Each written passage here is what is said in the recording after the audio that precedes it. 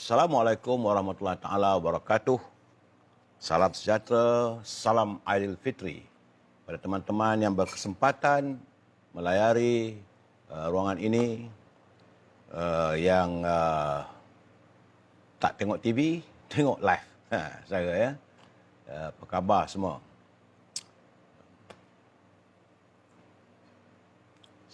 Oh man, air lain tu man, gambar tu man. Lain macam gambar tu man. Apa khabar Fui? Openg temu. Kalau kena marah tu man. Syarizal Hussein, Rosli Le, Azlan Yusof, Sulaiman Ali, apa khabar? Saudara Hafiz Ikwan, Haji Pa, Tafiz Ar-Rahman. Selamat Hari Raya ya. Saudara, Sulaiman Muhammad, Yuan Kasim, Nenek Porak, Haji Azhar Abdul Manaf, Rosli Le, Samsul Anwar, Effendi Luan, Osman Kamil, Asnadi Sulaiman, Saudara Muhammad Hashim, Jamil Awang, Saudara Samsul Anwar, Kamarudin Din Z. Terima kasih. Salam Aidilfitri. Adari Surendra Krishna Naidu. Adari Krishna Naidu. How are you? Sahas Seremban, Rashid, Yuan Kasim, Fazlah Abdullah, Kepap, Zack, Ryder Jenget, Azmi Nordin, Pok Cham, Azali Kasim, Pak Chu, Badrin, dan teman-teman yang lain yang tak sempat saya santun satu persatu, akan saya santun sementara sebelum tidur, sambil-sambil nonton TV, tengok-tengok apa yang ada nanti, saya akan menyantuni saudara. Ya, saudara Syarifuddin Syahari, Tengku Osman, apa khabar aku? Hasan Samsudin, saudara Mat Fadhi, Wak Sukimin. Ya, semuanya telah pun merayakan hari Aidilfitri dalam keadaan PKP, Perintah Kawalan Pergerakan. Baik saudara, hari ini hari pertama dan insya-Allah besok kita akan menunaikan solat Jumaat. Malam ini malam Jumaat. Jadi kepada semua, saya mengambil kesempatan di sini memohon kemaafan jika ada keterlanjuran dalam bicara saya. Dan saya lihat hari ini tular di dalam internet semua gambar-gambar wajah-wajah ceria keluarga, walaupun tak dapat balik kampung, walaupun tak dapat merayakan kunjungan hormat, kunjungan keluarga. Namun begitu, Saudara Sulaiman Hasan, apa tersekat ni? Tak tahulah saya tersekat ni kenapa ni. Sangkut ya. Saya kalau sangkut saya cabut aja dekat ni. Mic ni. Tak tahulah saya. Kalau okey bagi tahu okey ya saudara. Dan kita merayakan dengan, saya masih lagi melihat wajah-wajah ceria. Walaupun keadaan yang begitu terkesan. Saya yakin, saya percaya teman-teman ramai yang terkesan oleh PKP. Ya, Saudara Puan Rahman, apa khabar? Saya masih ada lagi, lemang sedikit ada lagi. Dan kali ini nampak gayanya di sekitar kawasan perumahan saya, lemang-lemang habis. Dah tak sempat nak beli dah. Kerana semua orang beli lemang lah. Nak buat macam mana, tak balik kampung. Jadi yang untung kali ini, sahabat-sahabat kita yang berniaga lemang. Baik, saudara. Saya perlu memberi pencerahan dulu tentang sebelum kita berbual lagi tentang COVID-19. Hari ini 1 Syawal, hari Khamis, 13 Mei. Nampak gayanya COVID-19 masih terus mengganas, saudara. Kerana semalam 4,765, hari ini dia naik lagi 4,855. Tinggal lagi 45 saja, 145, maka naiklah 5,000. Sebagaimana yang diwawarkan oleh Menteri Kesihatan, Ketua Pengarah Kesihatan telah menyangkakan bahawa COVID ini mungkin mencecah 5,000 ataupun ke 10,000. Jadi kerana itu kita harus berhati-hati saudara. Jaga kesihatan diri kita, jaga kebersihan. Dah tak bagi keluar rumah, janganlah keluar rumah. Makanlah apa yang ada di rumah tu. Saya yakin masih banyak lagi. Terima kasih Pasir Gudang. Okey, ya, Saudara Mustafa Hamid, Saudara Mahmud Abu Bakar. Di Perlis, oh ya lupa, kerana hari ini jumlah kematian adalah 27 orang, saudara. Ya. Jumlah kematian yang dilaporkan oleh Kementerian Kesihatan hari ini adalah berjumlah 27. Walaupun ada penurunan, semalam 30 lebih, hari ini 27. Artinya sudah 1,788 warga kita yang menemui maut kesan daripada COVID-19. Di Perlis, alhamdulillah, sifar. Mungkin kerana dulu yang Muhammadiyah, Raja Perlis, dia titahkan supaya rakyat Perlis boleh solat Hari Raya Fitri di kawasan terbuka. Tak payah hanya sekat 5 atau 10, 20 ataupun 50 orang. Ini di Perlis, alhamdulillah. Pak Nazil, di Kedah ada penurunan semalam 226 tapi hari ini 193. Cuma di Pulau Pinang masih terus meningkat. Pola di Pulau Pinang agak menggusarkan saudara ya. Saya melihat pola-pola dia punya gelembung di Pulau Pinang itu bukan gelembung yang baik. Kerana daripada 245 hari dulu, kemudian dia turun 187, kemudian dia naik balik 259 dan hari ini meningkat ke jumlah 395. Itu di Pulau Pinang. Begitu juga di Perak. Ini Perak betul-betul mangkor ni. Orang Perak kata mangkor yuk. Mungkin gamaknya ebit one labor. Dah kena tahan, lepas tu dia dibebaskan. Tiba-tiba Perak meningkat, yuk. Apa ni? Tiba-tiba jadi Perak tinggi ni. Ini yang tertinggi yang saya dapat catatan di Perak. Dulu pernah berlaku dah bulan lepas, tapi kali ini semalam 172, hari ini 302. Mangkor yuk. Ni mikir ke mana? Projang apa lah? Ada kulu kelio. Waklu lah kata ini epid walebo. Jaga kesihatan saudara orang Perak, warga Perak. Di Selangor ada penurunan tetapi ribuan lagi. Sebab semalam 2082 tapi hari ini 1783. Begitu juga di Wilayah Persekutuan masih lagi 500. Semalam 540, hari ini 521. Di Putrajaya 9, di Negeri Sembilan genap 100. Semalam 122. Di Melaka turun daripada 110 kepada 67, alhamdulillah. Tetapi pola di Johor agak menggusarkan kerana tiba-tiba saja dia meningkat balik.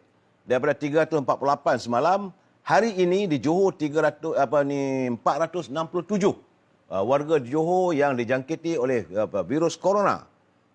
Di Pahang susut daripada 63 kepada 56, di Terengganu meningkat balik. Sebab saya dapat laporan Terengganu ada 6 kawasan rasanya, kawasan red atau merah. Di Terengganu daripada 60 kepada 148, di Kelantan juga meningkat. Semalam 297. Ingatkan bila ada sambutan Aidilfitri ini semua duduk rumah, bolehlah lega. Tidak, dia terus meningkat 339. Begitu juga di Sabah. Sabah semalam 70, hari ini naik 76. Bagaimana dalam keadaan terkawal? Alhamdulillah. Di Labuan masih terkawal, semalam 6, hari ini 4. Di Sarawak, gelembung Sarawak tidak lagi menyenangkan lagi, masih belum boleh kita lega. Kerana semalam 405, hari ini 395. 10 orang aja kurangnya daripada semalam. Kerana gelembung di Sarawak memang agak memenatlah kalau kita tengok. Tapi kita hairan macam mana pula ini sambutan di Sarawak diizinkan. Dan saya mendapat perkabaran tadi daripada teman saya, Saudara Hibil, daripada Manjung. Dia kata hospital di Ipoh. Hospital di Ipoh sudah pun diletakkan dalam keadaan yang kecemasan. Di state of emergency sekarang. Ini di Hospital Ipoh. Ini kerana lebih 20 pesakit berada dalam ward ICU di Ipoh. Ipoh berapa banyak sangat ada ward ICU-nya.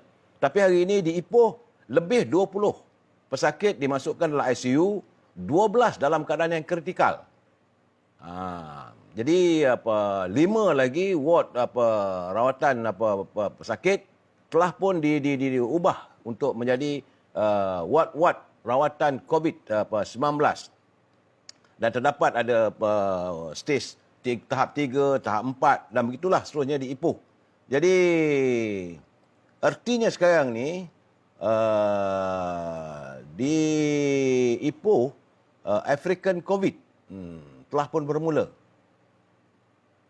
Ini menyeramkan Yop. Mungkin sebab itulah gamaknya naik.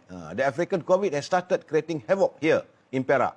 Jadi bersama-samalah kita berdoa agar warga Ipoh segera terhindar daripada jangkitan COVID-19 ni yang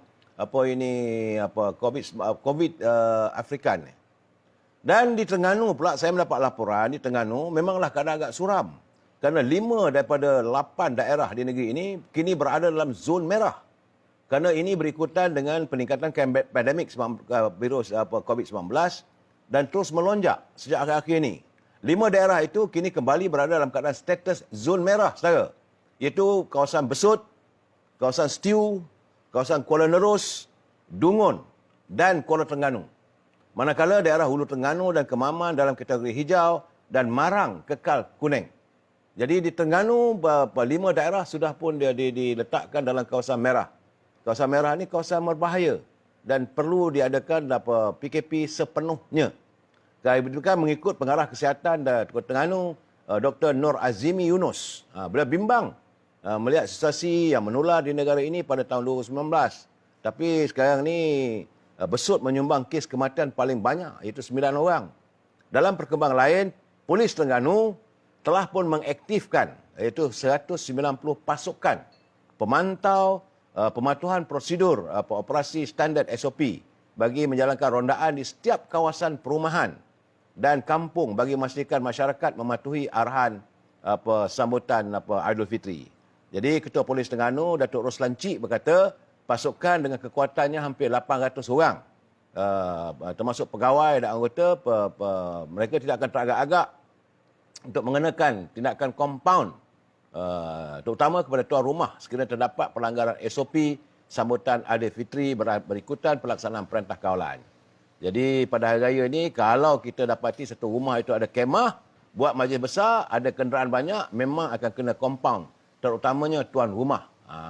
Dinilai juga sudah ada, saya dapat laporannya dinilai ada sebuah rumah katanya telah pun dikenakan kompaun RM25,000 dan keluarga yang ada situ kena RM5,000 kompaun. Udahlah tak ada duit kena kompaun macam mana? Ini gambaran saya melihat bahawa warga masih lagi tidak berpuas hati dan mereka masih lagi nak sambutan raya. Sedangkan COVID terus mengganas saudara. Jadi angka-angka ni mungkin saudara ada yang tulis pada saya dalam laman ini mengatakan jangan bagi laporan lah, dia kata. Ada yang tidak. Bagi saya ini laporan yang benar. Kalau macam di Ipoh tu, the state of emergency, macam di Terengganu, dideklarkan kawasan itu sebagai kawasan merah, bahawa penularan COVID-19 ini adalah sesuatu yang nyata. Rudi Sapawi, kita belum masuk bab apa ini politik. Yang berhormat Sri Ahmad Zahid Hamidi, Presiden UMNO yang terbaik. Saya malam ini kalau boleh saya nak menyantuni sedikit saja. Adalah satu dua nak membalun pun, tapi saya rasa kita masih lagi dalam aroma sambutan Aidilfitri. Jadi kita dengar sedikit tazkirah. Ini tazkirahnya, manusia ni sebenarnya tidak lari daripada melakukan dosa dan kesilapan. Jadi dalam arti lain, manusia bukanlah maksum daripada dosa-dosa besar dan dosa-dosa kecil, serta kelalaian yang terlintas di hati kita. Jadi untuk itu kembalilah kita kepada Allah dengan memperbanyakkan istighfar. Mengucap, beristighfar, memohon keampunan darinya. Bahawa kita harus mengetahui, sekalipun dosa kita sebanyak buih-buih di lautan, namun pengampunan Allah adalah seluas langit yang terbentang. Begitulah kasihnya Allah kepada kita. Adapun Nabi Muhammad SAW yang diketahui bahawa telah mengampunkan dosa yang telah lalu dan akan datang, tidak pernah pun baginda meninggalkan istighfar. Kita dalam mengikut ajaran daripada tuan-tuan guru agama, dia mengatakan bahawa yang dijamin bahawa tidak ada dosa adalah baginda Rasulullah. Mana kalau ada dosa yang terdahulu sebelum menerima wahyu, itu telah pun diampunkan oleh Allah. Pun baginda Rasulullah sentiasa beristighfar. Apalah kita ni, insan biasa yang tidak lari daripada melakukan kesilapan. Dalam sebuah hadis diceritakan bahawa Nabi Muhammad SAW beristighfar lebih daripada 70 kali sehari. Sebagaimana yang diriwayatkan dalam Sahih Imam Al-Bukhari. Daripada Abu Hurairah radhiyallahu anhu berkata bahawa beliau mendengar bahawa Rasulullah bersabda, maksudnya, demi Allah, sesungguhnya aku beristighfar kepada Allah dan memohon ampun kepadanya setiap hari. Lebih daripada 70 kali. Jadi begitulah pentingnya kita beristighfar dalam kehidupan seharian kita, ya. Untuk itu, saudara, saya mengajak teman-teman semua, marilah untuk kita sebelum nak tidur beristighfar dalam perjalanan, kalau saudara bawa kereta, duduk sorang-sorang dekat rumah, tak adalah orang tetamu nak datang raya ni, kita beristighfar. Semoga Allah SWT sentiasa memberikan rahmat kepada kita. Saya, e-commerce tak ada malam ini, saya akan bermula, pencerahan saya akan bermula selepas puasa 6. Kita kembali jam 9.30. Tapi sebelum tu kita terus kekal jam 10.30 malam, saudara. Jadi tidak ada e-commerce sehingga selepas usai puasa 6. Orang Perak kata puasa 6 lah, 6 hari kita mengadakan sunat puasa selepas Aidilfitri. Saya salam impian moratorium dan kumpulan wang simpanan pekerja. Macam mana saya katakan, saya akan menyuarakan. Ini adalah suara rakyat mahukan moratorium. Walaupun pimpinan, walaupun menteri, walaupun Governor Bank Negara, macam saya beri pencerahan semalam kemarin, bahawa dia kata bahawa Bank Negara takkan wujudkan moratorium oleh bank, tetapi Bank Negara menyediakan pinjaman. Terpulanglah tentang kumpulan wang simpanan pekerja ni. Wallahu a'lam bisawab, saya tak tahu siapa yang dah dapat, siapa yang belum dapat. Tapi saya rasa tentulah suasana lebih kritikal selepas ini hari Isnin nanti. Kerana hari ini hari Khamis, besok Jumaat masih lagi cuti. Kemudian Sabtu masih lagi bercuti, duduk di rumah. Lepas tu hari Ahad. Hari Isnin kita akan memulakan penghidupan baru. Kita perlu mencari rezeki. Inilah dalam keadaan kritikal apabila poket kita semakin tipis. Bila poket kita bukan tipis, memang saya yakin sebab barangan di pasaran semalam di pasar, harga ni bukan mendadak naiknya, mencanak. Ini untuk warga di sekitar Lembah Kelang ni mungkin disebabkan kesan daripada penutupan Pasar Borong yang salah senyatakan 3 atau 4 hari lepas, bahawa Pasar Borong ditutup kerana terdapat kes COVID di situ. Jadi kesan daripada penutupan Pasar Borong, maka barang-barang di pasar-pasar tak ada bekalan. Bila tak ada bekalan, demandnya terlalu tinggi, maka naiklah harganya. Sebegitu tinggi, melambung-lambung. Sampaikan harga daging pun naik mencecah hampir RM50 sekilo. Ini bukan daging segar, daging beku. Dan saya yakin warga yang bersiap sedia untuk menyiapkan sarapan Aidilfitri, tentulah begitu terkesan sekali dengan kenaikan harga yang begitu mencanak. Saudara, tajuk perbincangan kita malam ini tak nak membalun, tapi kena cerita juga sedikit. Iaitu Tan Sri Mahidin semakin disisihkan. Tan Sri Mahidin semakin disisihkan. Tapi sebelum saya memberi pencerahan, kita santuni juga pantun Pak Nazil. Jangan lupa, Pak Nazil ni dia menyindir dalam pantunnya. Kak Mah mengidam masakan kari sewaktu menyang ikan terubuk. Orang pendendam membahaya diri seperti tiang dimakan bubuk. Jadi kalau kita menjadi seorang pendendam, maka kita ni diumpamakan tiang yang dimakan oleh bubuk. Bubuk ni macam parasit lah. Jadi kalau boleh, kita hindarkanlah perasaan marah dan dendam kita sama insan. Kemudian kata Pak Nazir lagi, sedap rasanya lemak ketam, terus diratah bersama bertih. Dulu segalanya dikata hitam, sudah memerintah semuanya putih. Itulah. Mereka yang sebelum ada kuasa, dulu tak setuju, tak sokong. Bila dah ada kuasa ni, segala-galanya mereka berubah. Saudara Abu Samah, Waalaikumsalam. Saudara Puan Rohana, harga betul tinggi, tak nak raya tu. Siapa pun tak boleh. Saya tak boleh nak bagi sebab saya dah beri pencerahan lebih awal, 3 atau 4 hari sebelum tu. Sepatutnya bila saya dah bagi pencerahan begitu, cepatlah pergi ke pasar. Tapi nak buat macam mana? Saya cuma boleh memberi pencerahan. Saya bukan pihak berkuasa. Nampak gayanya Kementerian Perdagangan Dalam Negeri dan Hak Awal Pengguna gagal. Bagi saya gagal. Pasar Borong sudah bila ditutup, jadi tidak ada plan A, plan B, plan C. Patutnya mereka mengatur program macam mana nak sebelum ditutup satu benda, Pasar Borong tu, mestilah ada dia punya ini perancangan. Ini saya katakan, kadang-kadang bila kita kata Menteri Cak Ayam dia marah. Eloklah tu, sis terus. Ya, saudara Syam. Jalan tu. Okey, terima kasih. Sebelum itu, saya diberi peringatan bahawa mereka yang menyunting semula live saya ini dan masukkan ke dalam channel YouTube adalah bertanggungjawab anda sendiri. Anda bertanggungjawab atas setiap syutingan. Saya tidak bertanggungjawab. Kerana saya tidak mampu untuk menyantuni satu persatu. Jadi kalau anda nak ambil, nak petik kenyataan saya ini, nak masuk ke dalam YouTube, anda harus bertanggungjawab atas tindakan anda itu. Saya tak bertanggungjawab.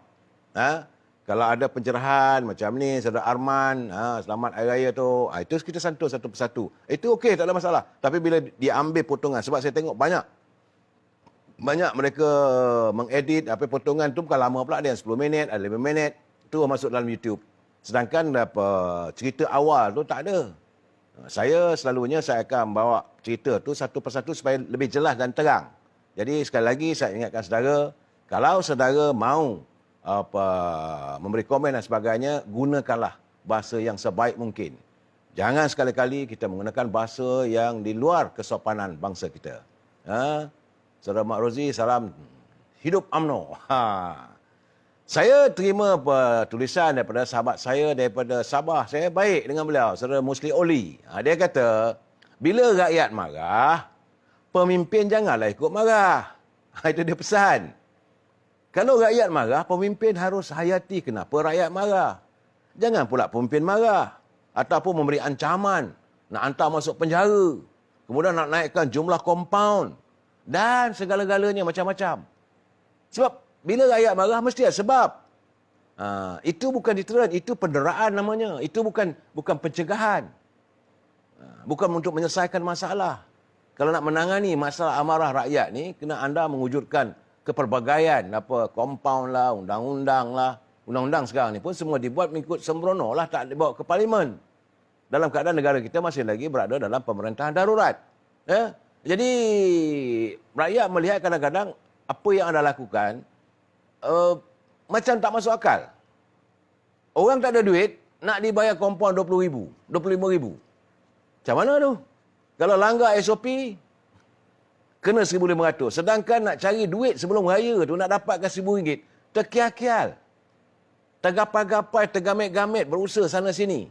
Tiba-tiba kerana tak pakai penutup dan sebagainya, tersalah jalan misalnya.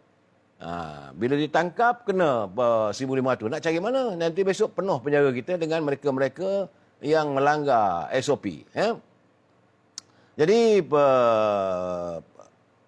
rakyat sekarang ni susah, saudara. Rakyat sudah susah, kemudian dihukum pula lagi. Jadi, dia khawatir, saudara Muslim dia kata takut rakyat nanti memberontak. Jadi sebab itu berilah kata-kata semangat atau nasihat. Kalaupun kita tak dapat memberi bantuan makanan atau wang ringgit. Jadi pemimpin negara, pimpinan-pimpinan, ahli-ahli Dewan Negeri, ahli-ahli Parlimen, menteri, Perdana Menteri, jangan marah pada rakyat. Jadi kalau tak dapat disantuni apa semua, berilah kata-kata nasihat. Kalaupun dah duit dah tak ada dekat ni, dah tak boleh nak bagi lagi dah. Berilah nasihat, pujuk hati rakyat. Tapi ini tidak. Bila diwujudkan lagi kepelbagaian. Ya saudara, kemudian kena beri penerangan yang jelas. Penerangan nak diberi itu biarlah secara berhemah supaya jangan bertelagah. Kita melihat sebelum Hari Raya itu bertelagah. Khairi Jamuddin kata begini, Adham Baba kata begitu, Ismail Sabri kata begitu, Perdana Menteri kata begini, bertelagah. Jadi rakyat pening. Bila rakyat pening, mereka marah. Bila mereka marah, mereka menzahirkan rasa amarah itu. Takkanlah pemimpin nak marah pada diorang pula. Jadi, selama ni pun memang rakyat sentiasa mematuhi apa saja SOP yang ditentukan oleh pimpinan. Tak ada pernah kita dengar pula rakyat memberontak, menentang. Tak ada. Cuma yang terlanggar tu kadang-kadang tak sengaja. Adalah dalam 4-5 orang tu, dia geram, dia langgarnya. Itu tangan yang mencincang, bahu yang memikul. Tapi nak mengatakan bahawa percentage rakyat yang melanggar SOP ni boleh katakan tak ada lah. Kerana rakyat kita 32 juta. Kalau yang berlaku 5-6 orang atau 10 orang.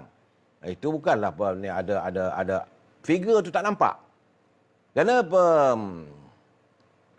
sejak semalam petang raya apa semua dan malam tadi saya melihat rakyat sudah pun memperlihatkan amarahnya.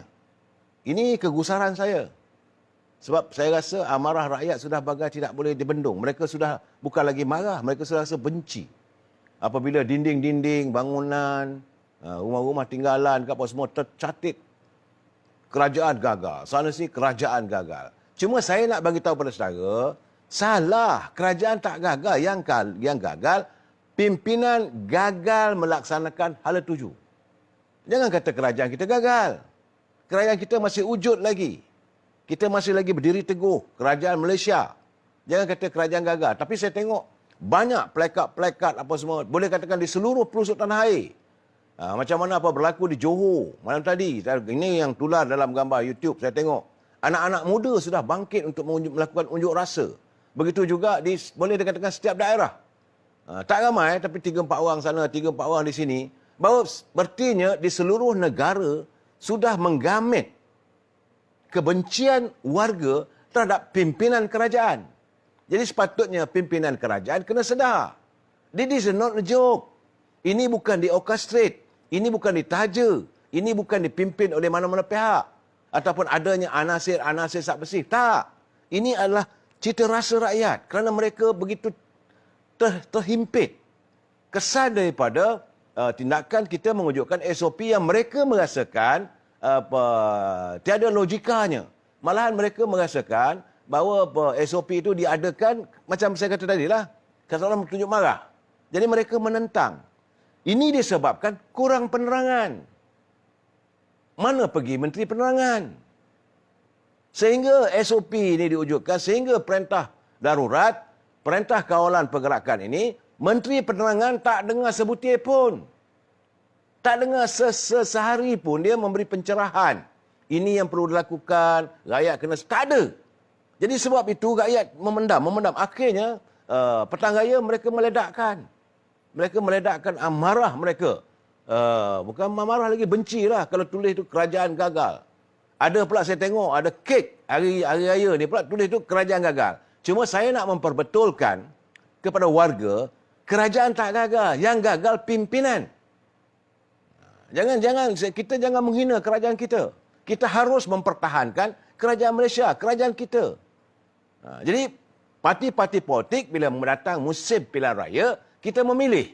Jadi kita pilih parti politik itu untuk memimpin kerajaan. Jadi kalau mereka gagal untuk memimpin kerajaan, kegagalan itu kerana mereka. Selepas pilihan raya ke-14, mereka gagal untuk mentadbir sebaik mungkin sebagaimana Barisan Nasional. Itu jelas. Tapi bukanlah kerajaan yang gagal. Saya nak memperbetulkan supaya jangan sampai bila kita tular dalam media sosial ini, saya kena ingat sekarang ni dunia tanpa sepadan. Satu dunia melihat dan mereka mentertawakan. The Malaysian people said that their government is failed. Ini bahaya, saudara. It's a failed state. Negara yang gagal. Tak boleh. Memanglah saya dah bercakap, saya ingat dalam sebulan dua saya kata, kita menuju ke arah a failed state. Kalau pimpinan tidak diubah. Kalau corak kepimpinan negara tidak berubah. So kita akan menuju ke arah a failed state. Ke arah negara yang gagal. Tapi masih belum gagal lagi. Tapi bila kita menularkan gambar sana sini, kerajaan gagal. Artinya kita mengesahkan. Dan ini tular pula di luar negara. Macam mana kita nak menggamit pelabur-pelabur datang? Who want to come to Malaysia? Siapa nak datang ke Malaysia kalau dia tahu bahawa negara ini negara yang gagal, a failed state? Saya minta saudara bertenang, perbetulkan ayat tu. Pimpinan kerajaan gagal. Pimpinan kerajaan tidak prihatin pada rakyat. Itu boleh. Tapi jangan kata kerajaan gagal. PN gagal, saya setuju. Perikatan Nasional gagal. Itu betul. Jadi jangan kata kerajaan, saudara, saya minta lah supaya saya sedih juga. Ini negara saya, ini negara kita bersama. Kita bertanggungjawab membina negara kita. Kita bertanggungjawab memakmurkan negara kita. Kita warga cinta damai. Median gagal, setuju 100%. Menteri Cahaya gagal, setuju 100%. Tapi jangan kata kerajaan gagal. Saya sebab kerajaan gagal ini menyentuh. Kita kena ingat bahawa negara ini pentadbir utamanya adalah ke bawah Duli Yang Maha Mulia Raja yang Pertuan Agong. Dan Duli Yang Maha Mulia Pertuan Agong ini dinasihati oleh Raja-Raja Melayu. Inilah terbentuknya kerajaan Malaysia. Saudara, sebab itu saya tengok ini Iswadi dia orang Parti Keadilan. Dalam YouTube apa semua dia melontarkan kenyataan-kenyataan bagi saya tak elok lah. Soal raja-raja yang kita sentuh, baginda bertakhta di atas. Baginda juga ada dia punya guidance of Agong ni oleh Raja-Raja Melayu. Selalunya Raja-Raja Melayu ni akan bermesyuarat. Persidangan majlis Raja-Raja Melayu. Dan supaya dibentuk begitu. Dan dengan nasihat Perdana Menteri. Dan juga nasihat menteri-menteri kabinet. Tapi apabila Perdana Menteri dan Menteri Kabinet yang kita lihat gagal melaksanakan tugas tanggungjawab mereka, maka inilah keadaan sekarang ni jadi tempang. Saya beri penjelasannya. Jadi, saya serius sebenarnya. Sebab besok Jumaat, lepas Jumaat, Sabtu, lepas Sabtu, Ahad. Bagaimana situasi negara kita bila datang hari Isnin? Sebab waktu membeli barang-barang apa semua dah naik mencanak yang bukan-bukan, maka mereka sudah kehabisan wang. Wak Sukimin, Wajan, UMNO terbaik. Itu parti politik. Memang saya tidak nafikan UMNO is terbaik sebab ternyata dalam keadaan sukar macam mana pun, UMNO mampu menguruskan. Jadi kalau yang melibatkan pemimpin, itu cara serang pemimpin, saya tak marah. Jadi kayangan jangan disentuh, kita akur saja. Tun Aman, bukan kita sentuh, bukan soal kayangan, tidak. Saya nak memperbetulkan. Ya, saudara. Jadi, bila kita kata bahawa seolah kayangan itu macam seolah ada penghinaan, jangan kita... Mereka memanglah raja-raja pun bukanlah maksum, ya. Tetapi guidernya ada. Negara kita, jantar kita tu gambar rimau tu. Itu kerajaan Malaysia, saudara. Jadi saya berfikir tadi, saya kata macam manalah. Sebab hari ini wang dalam poket saya yakin bertambah kurang. Kalau ada pun 10-20 ringgit tu dah nak bagi pada anak-anak. Sebab ini budaya kita. Kita budaya ini warga harmonis. Anak-anak, cucu-cucu bila bersalam nak dapat duit. Sebab saya tengok gambar-gambar yang tersiar dalam internet ya, hari ini semua wajah-wajah ceria. Pedih macam mana pun kita masih lagi menelan. Masih lagi ada lemang, masih lagi ada masih ada lagi kuih ketupat. Masih ada lagi ada rendang. Susah macam mana pun. Macam saya cerita semalam, kalau zaman arwah mak saya tak ada daging, kita carilah siput, lokan. Cuma saya kesal lah kalau itu berlaku zaman sekarang.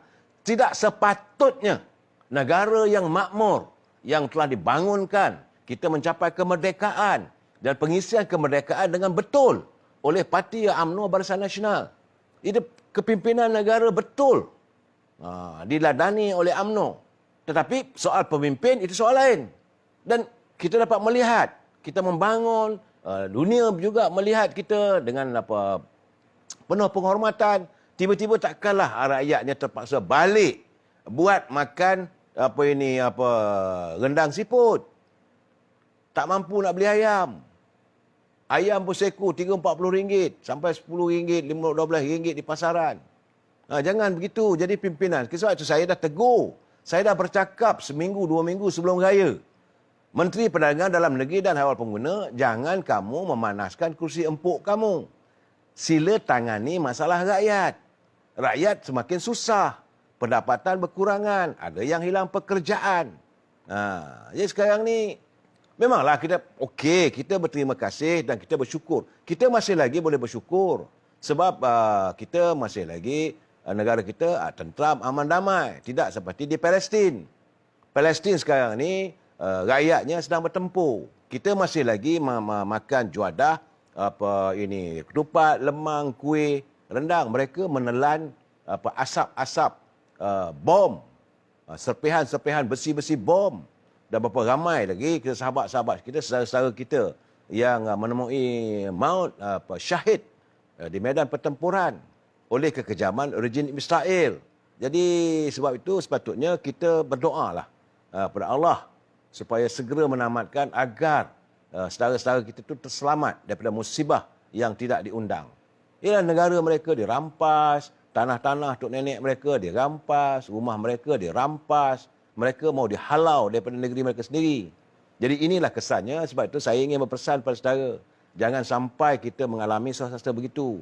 Kalau kita sudah hilang kuasa, orang lain yang memerintah negara kita ini, jadi maka kita akan hidup dalam keadaan begitulah. Kekhawatiran saya kalau dari segi sektor ekonomi, kalau IMF masuk, dia pula yang nak mentadbir negara kita ini, maka kita jadi seperti mana di Israel. Ini kekhawatiran saya. Sebab itu saya menasihati, meminta supaya pemimpin-pemimpin, kalau rasa tak mampu, tak ada kemampuan dah, orang Kelantan kata dah habis dah, berhentilah. Please resign. Ini dah habis dah. Musim raya sudah, bulan puasa sudah. Kamu nak merasakan dia raya sebagai Perdana Menteri. Okey, kamu dah rasa. Now, if you cannot, kalau anda masih tak mampu lagi, that is the best way supaya rakyat menghormati. Ini yang kita minta, saudara. Sebab sekarang ni di Palestin, kota-kota di Israel yang kena serang. Roket dari Gaza antaranya adalah di Netanya, di Kadima, di Gusdan, Herzliya, di Lod, di Beersheba, Ramat Hasharon, Rana, Rishnon, Lezion, Sharon, Holon, Ashkelon, Ashdod, Sedetot dan Tel Aviv. 15 kota sekarang ni bertempur. Jadi kita tak mahu bumi yang kita ini, yang sedamai ini, terjebak sebagaimana berlaku di kalau kuasa asing berada di negara kita. Sebab itu kita warga cinta damai. Kita hidup dengan penuh kerukunan. 3 kaum yang terbesar, Melayu, India, Cina. Kita boleh hidup dengan harmonis. Kalau saudara pergi kawasan-kawasan perumahan, jiran kita Cina, jiran kita India, tak ada masalah. Kita menyantuni sebab kita ada rukun negara. Prinsip rukun negara itu dihormati. Tetapi masalah kadang-kadang, pimpinan politik yang merosakkan. Mereka yang merosakkan kesejahteraan rakyat. Bukan rakyat. Mana rakyat nak hidup susah? Jadi, bila berlaku keadaan begitu, ekonomi mereka tak ada, mereka terjebak dalam kegiatan jenayah. Bila kegiatan jenayah berlaku, mulalah menunding jari. Mulalah rasa tak puas hati. Mula merasakan bahawa orang Melayu sekarang miskin, Cina kaya. Menjadi kesannya kerana percaturan politik mereka. Kerana mereka mewujudkan politik adu domba di kalangan rakyat. Divide and rule. Ini keadaan saudara ya. Saya berharap kita berdoa agar Allah SWT segeralah menyelamatkan umat kita, sahabat kita, saudara kita yang berada di Gaza tu supaya tidak terus menjadi diratah oleh rejim Israel. Rejim laknatullah. Ya? Pagi tadi saya sembahyang subuh. Ini tragedi pagi Syawal yang saya alami. Ini memang saya marah. Hari ini memang saya nak marah. Saya marah bukan marah pada siapa. Saya marah pada Jabatan Agama Islam Selangor, JAIS. Memang saya marah. Sebab subuh tadi kita mengadakan solat subuh di masjid. Masjid Kota Damansara, Masjid Kuning tu. Ramailah, lebih daripada 70 orang. Selepas kita solat, entah sesiapalah, mungkin ada berlaku krisis kepimpinan ke, atau orang tak puas hati ke, dia hantar mesej kepada JAIS. Okey, hantar mesej kepada JAIS mengatakan bahawa Masjid Kota Damansara ni ramai orang solat subuh. Jadi sila hentikan supaya mereka mengikut SOP yang ditetapkan. Saya tahu apa berlaku. Kami yang bersemayang subuh waktu itu diminta supaya pulang ke rumah tak boleh meneruskan untuk solat Aidilfitri. Bila kita bertanya lebih awal pada pihak jawatankuasa pentadbir masjid, katanya first come first serve. Dan selepas itu katanya kononnya ada kupon. Kupon ni tiket. Ni saya nak tanya JAIS ni, apakah anda merasakan masjid ni seperti panggung wayang? Apakah tempat kita solat, kita nak menemui Allah, kita nak menuntut, memohon pada Allah di hari baik, bulan baik ini, anda melihat seolah-olah masjid itu panggung wayang. Masih ada tiket nak masuk. Nauzubillah minaz zalik. Kenapa anda memperkecil-kecilkan martabat masjid? Mengadakan SOP dan sebagainya. Sultan ada Raja Perlis. Apa dia buat? Baginda Sultan Perlis menitahkan boleh buat dalam kawasan lapang. Kenapa tidak JAIS beri cadangan begitu? Itu pandangan daripada Baginda Tuanku Sultan Perlis, Raja Perlis. Yang baik. Kenapa perlu umat Islam yang dah ada solat dah subuh nak melaungkan takbir, maka diusir daripada masjid. Dulu selalunya selepas kita solat subuh, di subuh yang hening, yang penuh dengan kesyaduan, kita akan melaungkan takbir, bergema daripada masjid itu, dan di sautan di situlah menggamit kesedaran, keinsafan kita. Tapi masjid saya hari ini tidak berlaku begitu. Takkan saya nak maki hamun JAIS. Apakah ini cara anda ruling Majlis Agama Islam di Selangor ni? Saya marahlah. Jadi anda saja yang nak jadi ahli syurga. Orang lain biar masuk neraka. Saya kena ingat. Sebab itu saya cakap tadi, saya kata kalaulah begini keadaannya, Kalau itulah tindakan anda, saya nak bercakap pada menteri, di Jabatan Perdana Menteri, yang jaga hal agama Islam ni, kita pendalah. Kita penda azan yang sering dilaungkan oleh Bilal. Kita tak adakan lagi hayya 'alas solah, hayya 'alal falah, tak payah ada. Sebab pengertian yang saya dapat, mula-mula kita memuji kebesaran Allah. Kita melakui kalimat asyhadu an la ilaha illallah wa asyhadu anna Muhammadar Rasulullah. Kemudian hayya 'alas solah. Marilah kamu solat ke masjid. Marilah datang ke masjid. Itu tujuan azan dilaungkan. Selepas hayya 'alas solah, hayya 'alal falah. Kerana selepas ini kita akan mendapat kebahagiaan. Menuju kejayaan. Dah laung, mari datang ke masjid, tiba-tiba masjid nak ditutup. Tiba-tiba masjid ini, orang yang dalam masjid ini diusir keluar. What type of people you are? Kerana nak memenuhi SOP. Takut sangat nanti kena saman.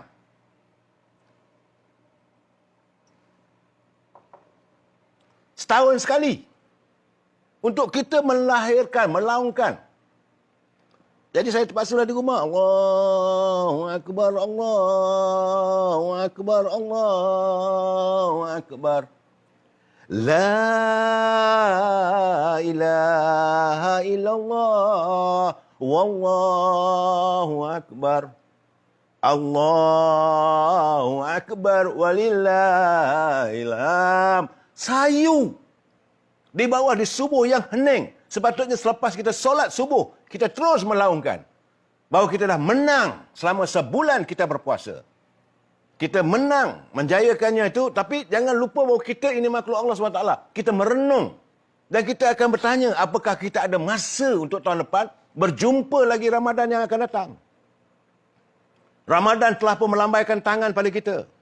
Selamat tinggal, duhai manusia. Apakah kamu ada kesempatan bertemu dengan aku di tahun hadapan? Wallahu a'lam bisawab. Tapi kenapa Jais mengeluarkan kenyataan begitu? Hanya kerana melayan tuntutan daripada orang atau menghubungi, suruh balik. This is nonsense. Bagi saya. Dan saya kena ingat bahawa kupon-kupon yang dikeluarkan oleh masjid tu, 40 jawatankuasa masjid semua dah ambil, tinggal 10. Only 10. Karya yang ada berapa puluh ribu. Umat Islam yang ada di sekitar Kota Damansara, di Petaling Jaya, berpuluh ribu. Kenapa anda sekat? Kenapa perlu anda tutup pintu rumah Allah? Kita nak berdoa, nak minta supaya segera diketepikan, diusir COVID-19. Sebab itu saya dengar ceramah Ustaz Kazim Alias. Dia kata apa nak jadi sekarang ni? Kita ikut sangat. Bukan saya nak menentang SOP kerajaan. Tidak. Tapi berpada-padalah. Baru bagilah paling kalau tidak pun apa yang dilakukan oleh kerajaan Singapura. Ini kerajaan pimpinan negara ni tu bukan orang Islam. Hanya mendaki saja ini pimpin oleh orang Islam. Itu satu jabatan, bukan jabatan kerajaan pun. Mendaki adalah pertubuhan. Tapi mereka begitu kreatif, okey. Rakyat Singapura yang beragama Islam boleh menunaikan solat Aidil Fitri 3 shift. Shift pertama mungkin pukul 8. Shift kedua pukul 9. Shift ketiga, kita boleh sembahyang sampai sebelum Zuhur. Apakah tak ada nas? Apakah Datuk Mufti? Apakah Menteri Jabatan Perdana Menteri yang dulu asalnya daripada Mufti Wilayah Persekutuan tak dapat terfikir? Kalau baginda Sultan Raja Perlis boleh berfikir buat tanah lapang, melainkan kalau ada kemudaratan. Buat tanah lapang tiba-tiba hujan ribut. Okey, masuk masjid ikut SOP. Ikut SOP, buat ikut style apa ini. Saudara Aminuddin, Sultan Perak terbaik. Saya, memanglah saya raja teman, yup. Tuanku. Kan? Jadi, bagi saya lah, kamu menghadkan hanya sekadar 50 orang, yang terdiri 40 jawatankuasa masjid, 10 saja penduduk sekitar tempat tu. Apa hal? Dan saya marah betul-betul hari ni. Saya kata, saya berpuasa sebulan. Tarawih sebulan. Witir sebulan. Habis markah saya. Kerana amarah. Saya amarah kerana mereka melayan kita seperti seorang yang baral. Kita ni tak dapat berfikir langsung. Jadi otak dah tepu. Nah, kita ada kementerian yang jaga hal ehwal agama Islam. Bermusyawarahlah dengan para mufti. Kita kalau ikut sejarahnya dulu, memang zaman Rasulullah pun ada berlaku wabak. Satu benua Arab itu ada sakit dan sebagainya. Memang ada tegahan-tegahan daripada Rasulullah.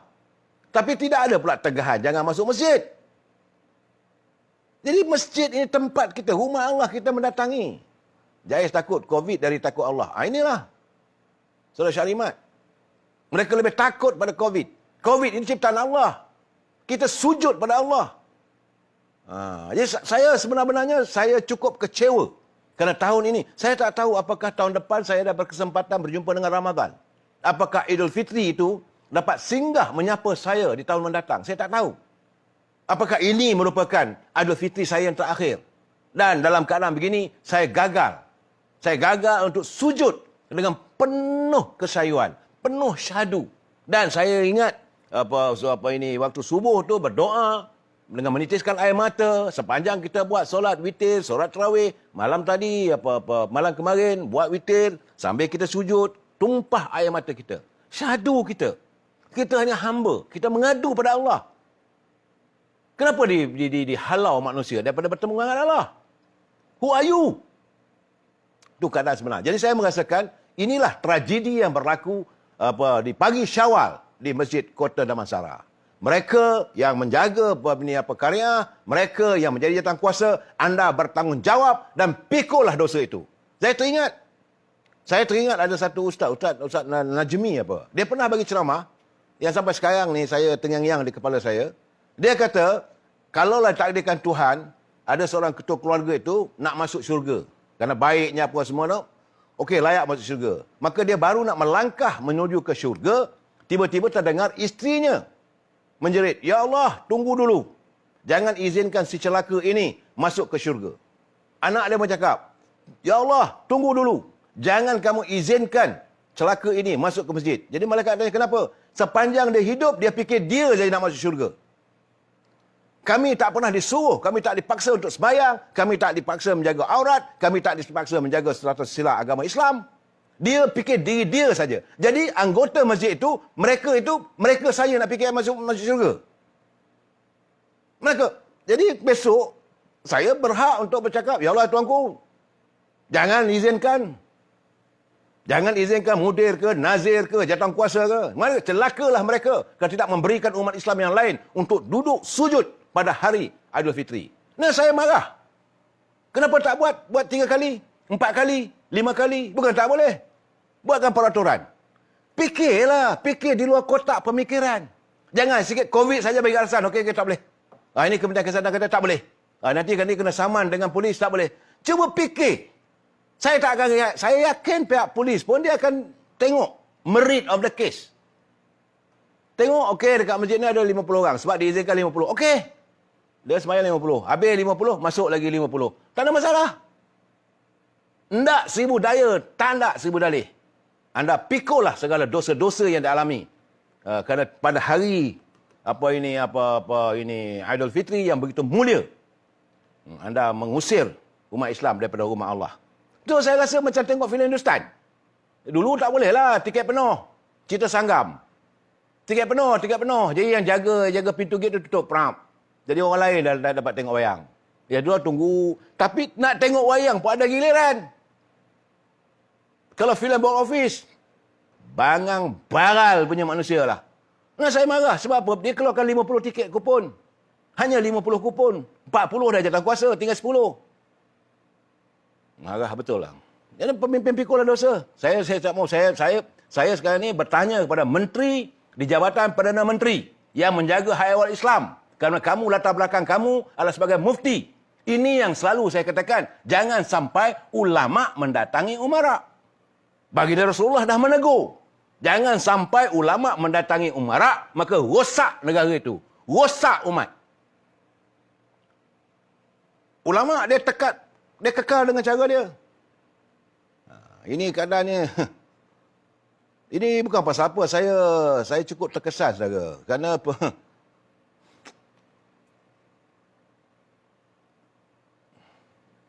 Dan ini satu lagi. Ini satu hal lagi ni. Biarlah kita cakap dalam masjid tu, tak usah kita sekarang lagi malas nak cakap dah. Biarlah mereka pikul, menjawablah kamu. Malam kan kamu tidur nanti, mudah-mudahan ada malaikat mendatangi mereka. Mufti-mufti ke Negeri Selangor ni, saya dah cerita dulu bahawa Mufti Selangor, Allahyarham Tuan Haji Ishak Bahrom, dia tegas. Beliau tegas. Sebab itu bila beliau meninggal, kita baginda Sultan Selangor mengarahkan supaya mayatnya disempurnakan mengikut kaedah orang besar-besar di Negeri Selangor, walaupun beliau disingkirkan dari jawatan sebagai Mufti Negeri Selangor oleh pimpinan politik.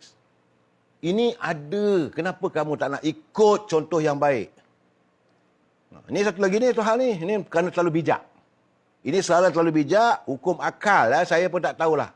Dua orang ni, iaitu satu Menteri Kewangan dan satu lagi Gubernur Bank Negara. 2 hari lepas, dia membuat kenyataan bahawa PKP 3.0, Perintah Kawalan Pergerakan 3.0, tak memberi impak kepada ekonomi negara. Saya tengok tu, kata betul ke? Itulah kadang-kadang kita ingat mereka bijak. Dalam bijak itu ada kedangkalannya. Dalam kebijakan mereka itu ada kedangkalannya. Mana datang logik PKP 3.0, semua orang tak boleh nak bergerak, lepas tu kamu kata tidak memberi impak kepada ekonomi negara. Memang kena ada impak lah, brother. Kesannya tentulah buruk. Sebab itu kita kena berusaha untuk memutuskan jaringan. Ini masalahnya. Ekonomi ini, saudara, jangan kita pukul rata. Saudara kena lihat macam mana pertumbuhan ekonomi di negara luar untuk tahun 2021. Negara Amerika, USA, dia naik 64%.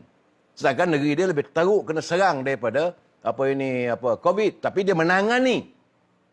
Pimpinan negara tersebut menangani. Dikeluarkan wang daripada dana. Berapa triliun. Bila saja Joe Biden diangkat sebagai Presiden Amerika, antara pertama dilakukan adalah dia keluarkan, dia minta Kongres mengeluarkan dana daripada tabung negara itu, diberikan pada rakyat direct. Macam mana Jerman buat. Setiap rakyat dapat duduk rumah, jangan bergerak, jangan keluar. Makanan cukup. Itu caranya. Hari ini Amerika 6.4%. China, waktu mula-mula kena COVID dulu, kita nak tengok dalam gambar bergelempangan. Rakyatnya yang di Wuhan tu, tengah berjalan, jatuh, tumbang apa semua. Ditutup sepenuhnya Wuhan. Saya tak silap, saya dalam 3 minggu. Tutup. Tak siapa pun boleh keluar. Tapi makanan ada. Wang ada untuk rakyatnya. Dan hari ini, ekonomi China 18.3%. Taiwan, begitu juga. Bila ada musibah, mereka tutup negara dia orang. Tak bagi orang lain masuk. Mereka menyelesaikan masalah dalam malaman. Tapi pastikan makanan ada. Rakyatnya boleh hidup. Maka hari ini Taiwan mendapat peningkatan ekonominya 8.2%. Malaysia, bumi tercinta, bumiku, bumi kita semua, saudara. Negatif, minus 0.5%. Kenapa ini berlaku? Kenapa semua ini boleh berlaku? Kerana pimpinan tidak memikirkan jauh ke depan. Tak tahu macam mana nak menyelesaikan masalah. Bila ada masalah ni, dia ikut sembrono je. Orang kata begini ikut, orang kata begini ikut. Akhirnya bertelagah sama sendiri. Ini keadaan. Dan saya melihat semalam kemarin, Ketua Pembangkang Datuk Seri Anwar Ibrahim, beliau telah pun membuat satu kenyataan terbuka yang cukup keras berhubung dengan cara kerajaan menangani, pimpinan kerajaan menangani COVID-19. Dia katanya, nakkan peruntukan daripada rakyat, daripada negara. Ambil, tak ada masalah. Parlimen meluluskan 3 bilion untuk pembelian vaksin. Tapi sejauh mana vaksin itu menyeluruh sampai pada rakyat? Sehingga saat ini, perjanjiannya mengikut kenyataan daripada Khairi Jamaluddin, Menteri Sains dan Teknologi, 75% boleh selesai dapat suntikan vaksin. Kalau semua ada suntikan itu, tentulah berkurangan. Tapi sekarang bertambah meningkat. Artinya suntikan vaksinasi itu tidak dapat memenuhi sebagaimana yang dijanjikan. Khairi Jamaluddin kena letak jawatan. You please get out from that bloody minister. You have failed. Sebab dapat duit 3 bilion. So kita nak tanya sekarang ni. Dah lebih daripada 3 bilion, ambil lagi, minta lagi 2 bilion. kononnya nak beli vaksin. Lepas itu, minta cuba kerajaan menggunakan dana daripada kumpulan wang amanah negara. Puan, tak silap saya lebih kurang 16 bilion. Ni apa benda ni? Berbilion-bilion. Vaksinnya mana? Vaksin tak cukup. Negara kita 32 juta aja. Macam mana perancangan anda? You bertanggungjawab. Kita kena kaji, sebagai kata Anwar Ibrahim kata, dia kata, kaji siapa syarikat yang membekalkan, dari negara mana, apakah wang itu sudah dibayar. Kalau kita dah kena bayar, kena kencing lah kita ni. Apakah negara kita nak kencing dengan pembekal vaksin? Vaksin Pfizer lah, AstraZeneca lah, tak apa benda lah, tak kisahlah. Dia mesti sains dan teknologi. Okey, rakyat dengan berlapang dada. Tak ada kita dengar demonstrasi, jangan ambil duit rakyat untuk beli vaksin. Tak ada. Bajet 2020 pada bulan November lalu meluluskan untuk Kementerian Sains dan Teknologi memesan vaksin dengan nilai 3 bilion, bukan 3 juta, brother. Bukan 300 ribu. Bukan 30 juta. Bukan 300 juta. 3 bilion. Mana vaksin tu? Berapa nilai satu dos tu? Adakah perincian dilakukan? Adakah semak dan imbang? Syarikat mana yang kamu gunakan untuk membawa masuk vaksin ini? Jangan sedap saja, brother. Saya sebab itu, saya bila sebut Khairi ni, saya agak ada pandangan saya lah, sebab sewaktu dia berada tingkat 4 zaman Tun Abdullah Badawi tu, saya dah worried. Waktu Tun Abdullah mula-mula jadi Perdana Menteri, rakyat semua sokong. Tapi bila hadirnya Khairi Jamaluddin, melelong habis. The beginning of all. Saya tidak akan percaya pada dia. Dan sekarang ni dia diberi ke diberi amanah, tanggungjawab untuk memastikan negara kita mempunyai vaksin. Buat peruntukan kewangan. Tak tahulah berapa. Perinciannya bagaimana. Nak 3 bilion. Okey, kemudian tak cukup lagi, nak 2 bilion. Kemudian katanya minta baru ni kata 16 bilion. Apa benda ni? Apakah mereka mengambil kesempatan di saat rakyat tengah tenat? Rakyat dalam diburu ketakutan oleh ancaman daripada COVID-19. Mau melatih. Explain, yes, we need. Khairi Jamaluddin mesti menjawab, memberi penjelasan secara tuntas. Berapa nilai satu dos? Berapa dos yang masuk ke negara kita ini? Kalau nilai satu dos itu RM10 atau RM100, kalau masuk sini, katalah 300 ribu ke, sejuta ke, kalau sejuta yang 1 juta dos, nilai 100, baru 10 ni tak sampai lagi 1 bilion. Kita dah pakai 3 bilion. Ini perkiraan orang yang macam saya lah. Nah, dia kena jawab. Dan dia tak boleh lari dari tanggungjawab ini. Dan pastikan bahawa SPM Suruhanjaya Pencegah Rasuah kena intai. Syarikat mana yang digunakan untuk memesan ini? Segala perhubungan, data-data, macam mana dia mula-mulanya, perjanjiannya, isi kandung perjanjian macam mana. Ni sekarang ni kita terkapai-kapai ni. Sebab bila dia dah mengatakan tak begitu mencukupi, tak boleh dapat lagi suntikan kedua dan ketiga, dan adalah side effect dan sebagainya. Kamu bertanggungjawab. Kamu tak boleh lari dari tanggungjawab ini. Jangan semuanya letak atas bau ada apa-apa. Atau letak di atas bau ketua pengarah Kementerian Kesihatan. Bagi saya tak fair. Memanglah kita meragui dari awal lagi kenapa kementerian dia diberi oleh kerajaan pimpinan Tan Sri Muhyiddin untuk memesan vaksin ini, kenapa tidak diberi direct kepada Kementerian Kesihatan? Kementerian Kesihatan selama ini telah melaksanakan dengan baik. Negara kita berhadapan dengan wabak kolera, kita berhadapan dengan wabak taun, kita berhadapan dengan wabak ini HIV, kita menghadapi masalah dengan Ebola. Malahan kita berhadapan juga dengan masalah one time is a Vietnam Rose. Ada berlakunya gonorrhea lah, syphilis lah. Kementerian Kesihatan memesan. Tak ada guna pun Kementerian Sains dan Teknologi. Okey rakyat. Kita ada taun batuk kering. Malahan dulu at one time, dulu negara kita ada TB. Ada satu hospital khusus TB. Diwujudkan dekat jalan Pahang. Akhirnya masalah TB ini bukan lagi merupakan ancaman.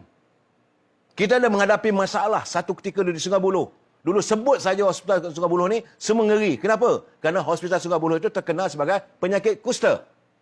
Jangan lupa, Kementerian Kesihatan melaksanakan tugas dengan baik dan tuntas. Bukan lagi masalah kusta itu menjadi menyelubungi masalah kita. Dan Hospital Sungai Buloh sekarang ini jadi tempat untuk rawatan COVID. Nah, ini kejayaan Kementerian Kesihatan. Tiba-tiba sekarang ini nak memesan vaksin ini gunakan kementerian di bawah Kementerian Khairi Jamaluddin. Waklu lah jawab dia. Betul lah kata Abid tu. Dan kita tidak mahu pula. Kita mahu supaya siasatan dilakukan. Kita mahu secara tuntas Khairi Jamaluddin menjelaskan kepada rakyat. Sebab itu kita minta Parlimen bersidang. Saya bila dengar kenyataan daripada Ketua Pembangkang, Datuk Seri Anwar Ibrahim, tentulah beliau mendapat input-input. Tentulah dia mendapat banyak pandangan-pandangan, terutama daripada Kementerian Sains dan Teknologi. Pandangan daripada Kementerian Kesihatan. Jangan lupa isteri beliau adalah seorang doktor. A qualified doktor. Jadi keadaan sekarang ni, kenapa Kementerian Kesihatan tidak diberi tanggungjawab untuk memastikan negara kita memperolehi vaksin daripada negara luar? Dan mesti ada dia punya kaji selidik sejauh mana impak setiap ubat itu. Macam kita gunalah. Kalau sakit malaria, ini ubatnya. Kalau penyakit TB, ini ubatnya. Batuk kering, ini ubatnya. Biarlah Kementerian Kesihatan. You are not a bloody doctor lah, Khairi Jamaluddin. Betul lah anda dinasihat oleh pegawai anda, itu sains dan teknologi. Mulalah mewujudkan, mesti sains data. Apa nak jadi ni negara kita ni? Bertagabur. Saya dalam keadaan begini, saya bersimpati juga dengan Datuk Adham Baba. Akhirnya dia terpaksa memikul all the problem yang jadi masalah sekarang ni. Dan hari ini yang paling teruk kena maki, kena berlasah dengan warga adalah Naib Presiden UMNO, Datuk Seri Sabri. Kerana dia membuat pengumuman yang disediakan oleh bahagian COVID-19. Dia baca, dia nyatakan, dia beri explain. Sepatutnya tugas memberi penerangan ini diberilah kepada Menteri Penerangan. Kerana anggota dalam pemerintahan darurat, menteri yang ada yang menganggotai jawatan kuasa darurat waktu Mageran dulu, Menteri Kewangan, Menteri Penerangan. Menteri Penerangan adalah salah seorang anggota yang ini ada dalam perlembagaan. Sila semak. Apabila nak mewujudkan Mageran negara ini ataupun perintah darurat, pentadbiran pemerintahan darurat, Menteri Penerangan mesti berada sebagai jawatan kuasanya. Kenapa Menteri Penerangan dibawa begitu saja? Jadi sebab Menteri Pertahanan dia jagalah, fikirlah soal aspek pertahanan. Kalau kita nak berperang ke, senjata cukup ke, senjata tak cukup ke, tentera cukup ke, bagaimana nak deploy anggota tentera kita, itu tugas Menteri Pertahanan. Menteri Dalam Negeri, macam mana nak jaga keselamatan, pastikan ada kawalan. Ini Menteri Dalam Negeri. Yang memberi penerangan, penjelasan adalah Menteri Penerangan dan Komunikasi. Kenapa dia disingkirkan? Ini persoalan. Dan bila kita memesan ubat-ubat, mestilah melalui Kementerian Kesihatan. Bukan sehari, sejak negara kita wujud, selepas kita mencapai kemerdekaan. Dan Kementerian Kesihatan mampu menyelesaikan banyak masalah. Tapi, keadaan sekarang ni dah bertagabur. Letihlah macam ni, kita sambung lagi malam esok. Wabillahi taufiq wal hidayah. Assalamualaikum warahmatullahi taala wabarakatuh. Selamat malam dan besok sambung lagi. Jangan lupa intai-intailah ke masjid. Mudah-mudahan dapat jugalah kita bersemayang, ada solat Jumaat. Saya tak tahu. Saya cuba juga. Gamaknya bila tengok muka saya, gamak dia kesian, bagi masuklah. Kalau tak ada, tak apa. Anda pikullah dosa-dosa saya kerana tidak dapat melakukan ibadat solat Jumaat. Okey? Selamat malam.